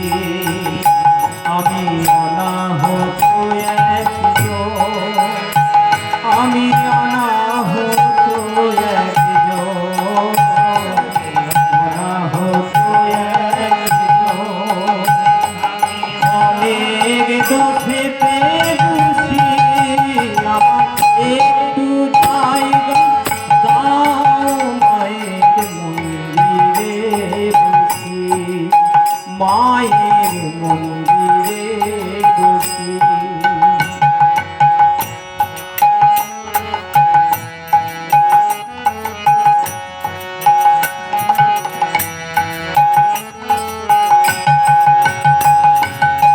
আরতি যখন করবে মার পূজা দেবী তুলে ধরবে, আরতি যখন করবে মার পূজা দেবী তুলে ধরবে, আমাকে দেখতে দিও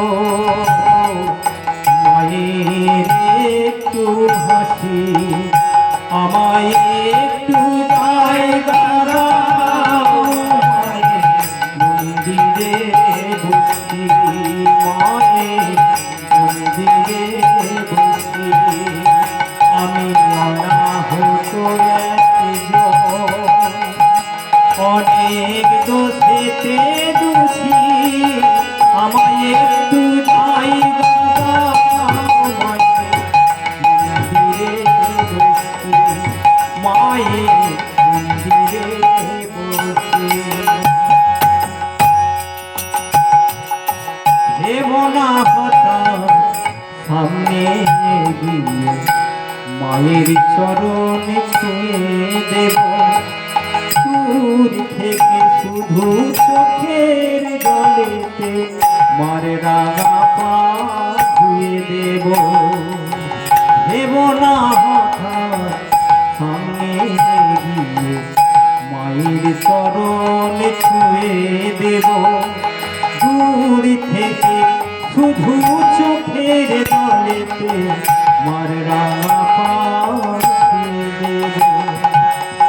আরতি যখন করবে মার পূজা দেবী তুলে ধরবে, আরতি যখন করবে মার পূজা দেবী তুলে ধরবে, আমাকে দেখতে দিও মায়ের একটু হাসি, আমায় একটু জায়গা দাও মায়ের মন্দিরে বসি, মায়ের মন্দিরে বসি, মায়ের মন্দিরে বসি, মায়ের মন্দিরে বসি।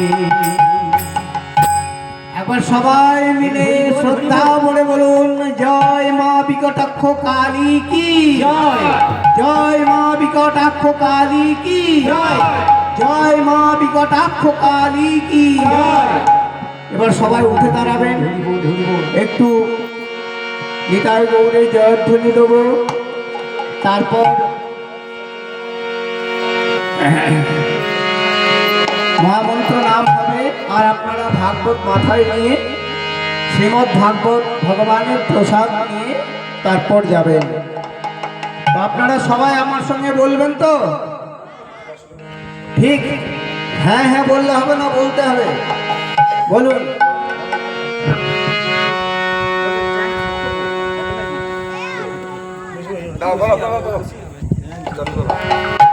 জয় রাধে হরি বল। আমার সঙ্গে সবাই রেডি তো? বলবেন। বলুন। জয় গৌরী নিত্যানন্দ, জয় ভক্তগণ। জয় গৌরী নিত্যানন্দ, জয় ভক্তগণ। জয় গৌরী নিত্যানন্দ, জয় ভক্তগণ। জয় গৌরী নিত্যানন্দ, জয় ভক্তগণ। সবে মিলে করো মনে প্রেমাবলম্বন। সবে মিলে করো সবে প্রেমাবলম্বন। এই কৃপা করো হে, এই কৃপা করো হে, এই কৃপা করো হে। এই কৃপা করো হে। সবাই মিলে প্রেমে দানো, এই কৃপা করো হে। সবাই মিলে প্রেমে গাও, এই কৃপা করো হে। জয় গৌরী নিত্যানন্দ, গৌর যার প্রাণ। জয় গৌরী নিত্যানন্দ, গৌর যাহার প্রাণ। জয় গৌরী নিত্যানন্দ, গৌর যার প্রাণ। জয় গৌরী নিত্যানন্দ, গৌর যাহার প্রাণ। সবে মিলে করো মোরে প্রভু ভক্তি দান। সবে মিলে করো মরে প্রেম ভক্তি দান। প্রভুতে ভক্তি হয়, ভক্তি হয়, নামেতে রুচি হয়। প্রভুতে ভক্তি হয়, নামেতে রুচি হয়, ভক্তিতে রুচি হয়। আশীর্বাদ করো গো, আশীর্বাদ করো, আশীর্বাদ করো গো। আশীর্বাদ করো গো। আমি অতি অকিঞ্চন, আশীর্বাদ করো গো। আমি অতি অচিন্তন, আশীর্বাদ করো। সংসার সাগর পার ভক্তির সাগরে। সংসার সাগরে পার ভক্তির সাগরে। সংসার সাগর পার ভক্তির সাগরে। সংসার সাগরে পার ভক্তির সাগরে। দুটি দেশে ভজুক আমার নিতাই চন্দ্রে। যদি এসে ভজুক আমার নিতাই চাঁদরে। গোপীগণের যেই প্রেম কহে ভাগবতে। গোপীগণের যেই প্রেম কহে ভাগবতে। গোপীগণের যেই প্রেম কহে ভাগবতে। গোপীগণের যেই প্রেম কহে ভাগবতে। একলা নিত্যানন্দ হইতে পাইবে জগতে। আনন্দ হইতে পাইবে জগতে। সবাই মিলে বলো ভাই, সবাই মিলে বলো ভাই, সবাই মিলে বলো ভাই। সবাই মিলে বলো আমার নিতাই গৌরাঙ্গ জয়। সবাই মিলে বলো ভাই, নিতাই গৌরাঙ্গ জয়। সবাই মিলে বলো ভাই, নিতাই গৌরাঙ্গ জয়। সবাই মিলে বলো ভাই, নিতাই গৌরাঙ্গ জয়। সবাই মিলে বলো ভাই নিতাই গৌরাঙ্গ জয়। সবাই মিলে বলো ভাই, নিতাই গৌরাঙ্গ জয়। সবাই মিলে বলো ভাই। হরি বল, হরি বল, হরি বল বলো ভাই। তাই গৌর হরি বল, হরি বল, হরি বল বলো ভাই। তাই গৌর হরি বল, হরি বল, হরি বল, হরি বল। একবার প্রেমানন্দে দুটি বাহু তুলে ওই নিতাই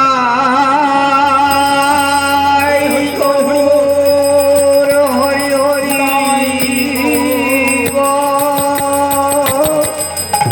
হরি বল, হরি বল, হরি বল।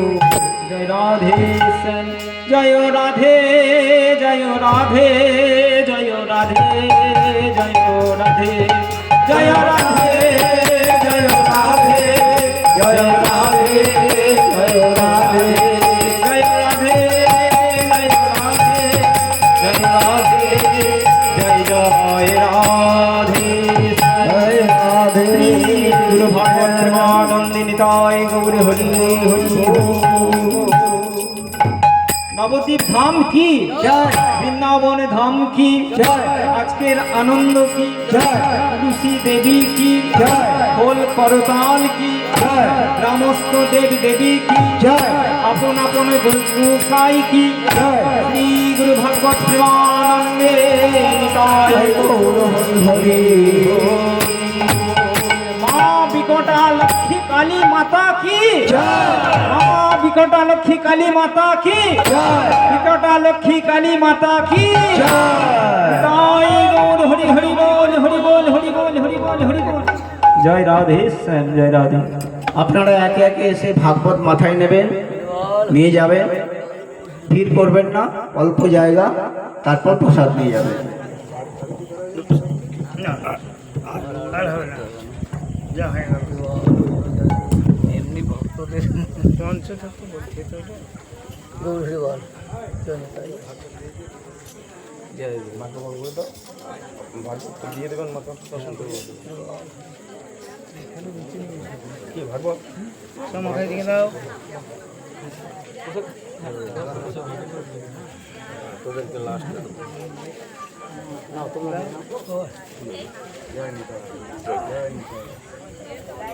মায়ের মন থেকে ভালো মায়ের নিয়ে ভালো যাও যাও।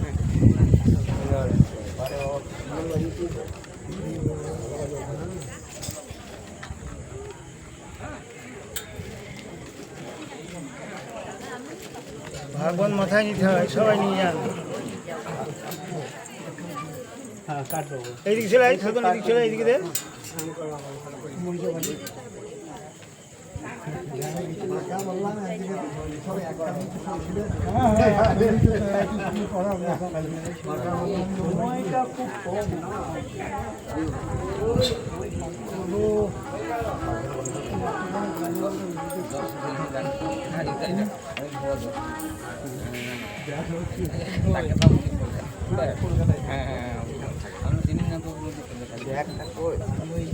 দেখ তো কই হলো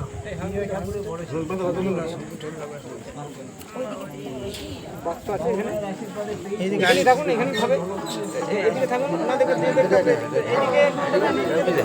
এদিকে একবার দিন। একবার বাবা দিকে একবার মা। হ্যাঁ দুদিকে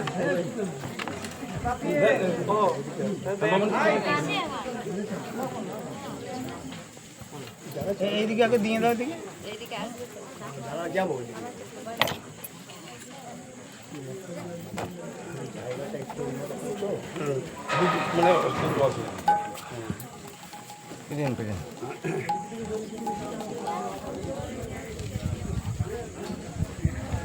হ্যাঁ ভালো আছি, ভালো আছি তো।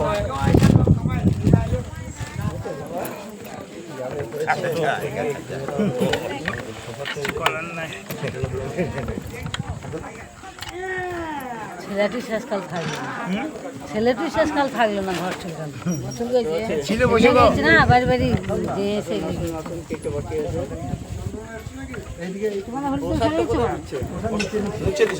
শুনেছে কোন যার হয়েছে তারা হলি তো সরিয়েছে কোন টর্চ ঢোকায়, টর্চ পায় পড়বো বাবা আমরা এখানে হরিনাম করি। ভালো বাহ, এই যে এখানে দিতে হয়, ভাগবতে দিতে হয়, পয়সা দিতে হয়, দক্ষিণে দিতে হয় ভাগবতকে।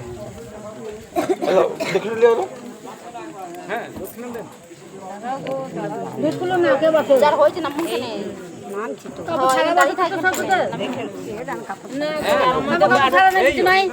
আমাদের 12 মাস কাপড় কাচা গিয়া কি বলে রে কাপড় কাচা সব ও খাইছিল কাপড় হ্যাঁ গো, সুবিধা নাই, সব গঙ্গা জল দিন। যতদিন যেছে তত সেচ্ছে নাকি আমরা হরিনাম করছি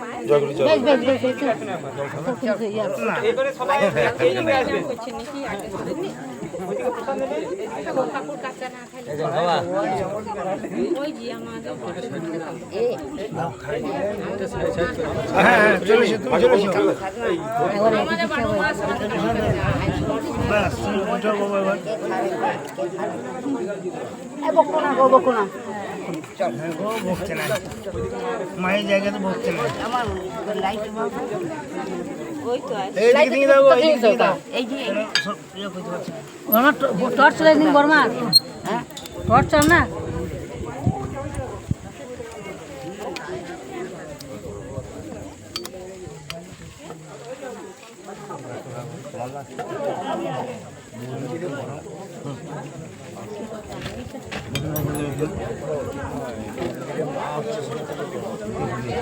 কোন দিকে গেল ঠিক আছে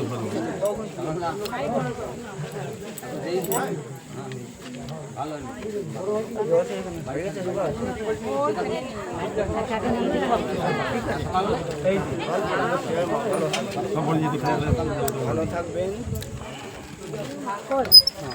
মাকে স্মরণ করবেন, বাস ভালো থাকবেন। মায়ের মতো আপন আসুন, আপনার তো হ্যাঁ মাথায় করে নিয়ে যেতে হবে আবার। আর কেউ আছে? এই জি আমি আছি। আমরা সবই সবাই একটা মিলিয়ে নাকি একটু ঘরে নিয়ে ঘর থেকে এনেছে এটা যাই না না এখানকারই তো, হ্যাঁ এখানকারই তো কার বটে, এই আপনি বলতে পারবেন না ওইটা ওইটা কার? ঘরে থেকে এনেছে নাকি সেটা আমাদের তাহলে একটু ভগবান বলছে এখন এবার তুই চাকরি করে নি, করলি, অনেক ইনকাম করলি, এবার আমার নাম করে একটু আমার সাথে বাজার নিয়ে যাবে গীতার দাদা নিখিল জানি কি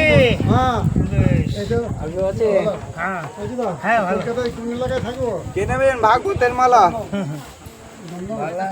কেউ চান নিতে? না না একটু বাস, আমার প্রধান ভক্ত। যাক হ্যাঁ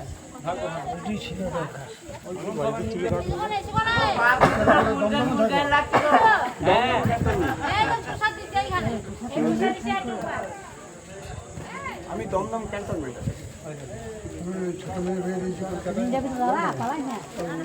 একবার যাবে না তো সব আমাদের পানমাতা মোড় থেকে একটু আর্জি করে দিয়ে যেতে ডান দিকে যে রাস্তাটি খুললো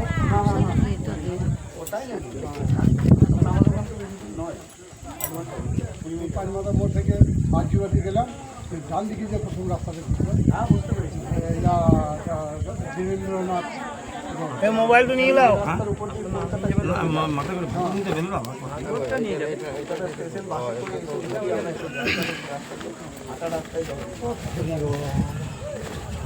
ভালো লাগলো বাবা।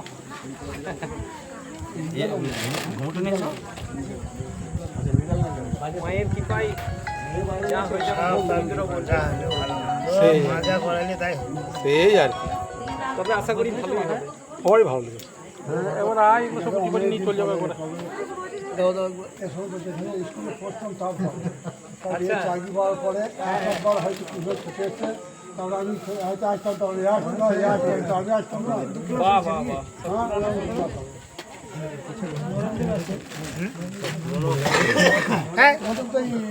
পাগল নাকি? পাগল নাকি? তুমি খেপেছো নাকি? হ্যাঁ ওসব করো না, না তাহলে আর কি তো হবে না, কিছু না ওইসব চালাকি চলে না, চলবে না। হ্যাঁ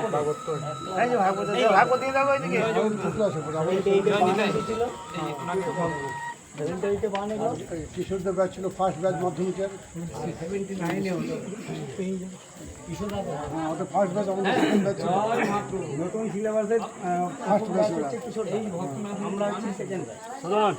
বললাম নতুন সিলেবাস এই যে তুমি 77 দাও নি, তুমি 79 নেই, হ্যাঁ 76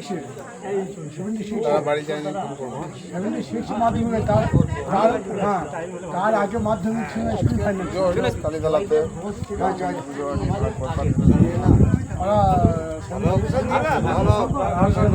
ঠিক আছে একটু নিয়ে এলাম, নিয়ে এলাম সবাই মিলে। একটু পুষল নিয়ে এলাম, আমাদের ঘরে ভাগ্য নিয়ে এলাম। একটু নিচে এলাম না, যাও তাহলে তাহলে ওখানে এলো প্রসাদ কিনা আমাদের এই জয় নিতাই আচ্ছা এই ওখানে